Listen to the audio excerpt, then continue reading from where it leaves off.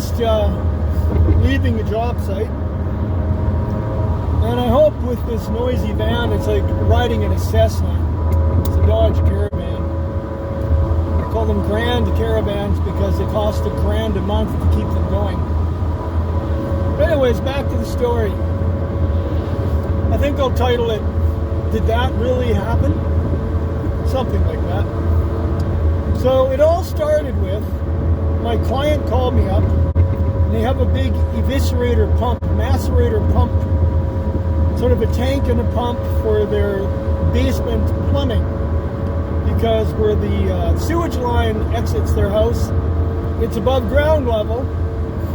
And so any of the plumbing needs to be lifted up into the exit water. So there's a macerator pump inside a big tank that collects the water from the sink, from the shower, and the toilet. Yesterday, this client called me up. And so this is all in the basement, kind of off in a corner, a dark corner. And let's just say the client isn't really a handyman type person on any level.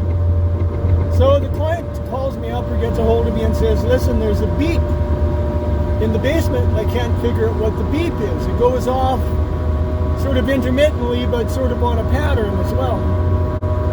So he sends me a video, and I guess I didn't listen to the video, because if I had, I think I would have figured it out just by listening to the video. Regardless. So that was yesterday. So today, I came into town to have a look at this macerator pump tank and the beep off in this dark corner. Well, first off, I forgot my trouble light, so now I'm relying on my phone flashlight, which is alright. I go in and I look around at everything, and I unplug the pump, plug it back in. I'm not hearing any beep. So I thought, well, the first thing I'm going to do is just run clean water into the system and see if the pump responds and evacuates the water, gets the water out of the tank when the floats reach the level that it would dictate to do that. So I do all that, and sure enough, I had to flush the toilet a few times and ran the cold water in the sink for a few minutes, and finally, the pump works exactly the way it should. Well, during that process, I happened to make a discovery, which was encouraging to me. And the discovery was, there's a big file box, a big old metal filing box, sort of that creates this dark corner where this pump is. Well, on top of this filing box, which stands 4 feet tall or so, there's like let's call it a humidifier or something, or whatever. It's like a round, maybe it's a humidifier. It's like a round electronic gadget, say 12 inches across and 18 inches tall or whatever, 16 inches tall, sitting on this filing cabinet. And in behind the cabinet, though I still hadn't heard it go beep, is a smoke detector, a smoke alarm. Well, there's the culprit. And I went back and listened to the video, and sure enough. Alright, so the beeping should hopefully come, well, not hopefully. The beeping has been happening every 30 seconds or something. Just have to wait till we get it.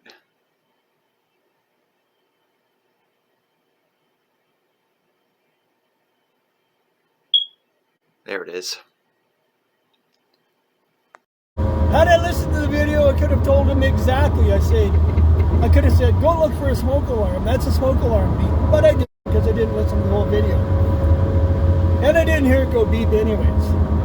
But knowing enough about it, I knew that was the culprit. So at least we're not dealing with floats that are stuck and, crap on the floats, and so the floats aren't operating the pump properly, and there could be a big mess. It's a very good system, very reliable system, but still crap happens, especially when you're adding crap into the system on a daily basis. So anyways, the problem was solved in my opinion. So I ran off to the store, got a 9-volt battery for the smoke detector. By the time I got back to the job site, I myself had to use the facility, the washroom. Nature was calling. And so I thought, well, while I'm doing what I have to do, why don't we just double down on our time, and I'll just put the new battery. Oh my gosh, I see my wife there. I just drove by my wife. She's heading to work. So anyways, back to the story. I thought, well, why don't I just put the new battery in the smoke detector while I'm going to the washroom myself. You know, I like to double down on my jobs. Why do one thing if you can do two things, right? Well, as I was taking the battery out of the package, as I'm sitting on the throne, I somehow managed to drop the battery into the toilet. Not with the package around it, the battery out of the package, the 9-volt battery, into the toilet. It's like, oh my gosh.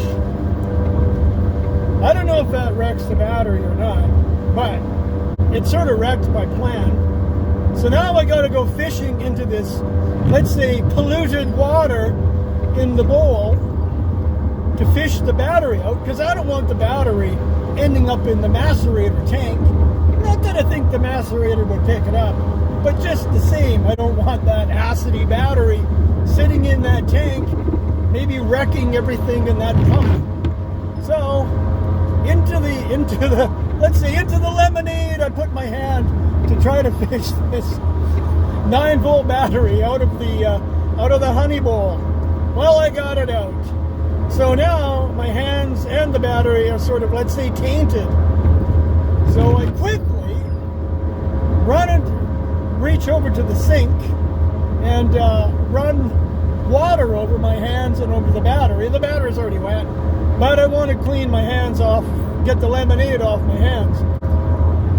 What I forgot was that I set the smoke detector, the fire alarm, into the sink.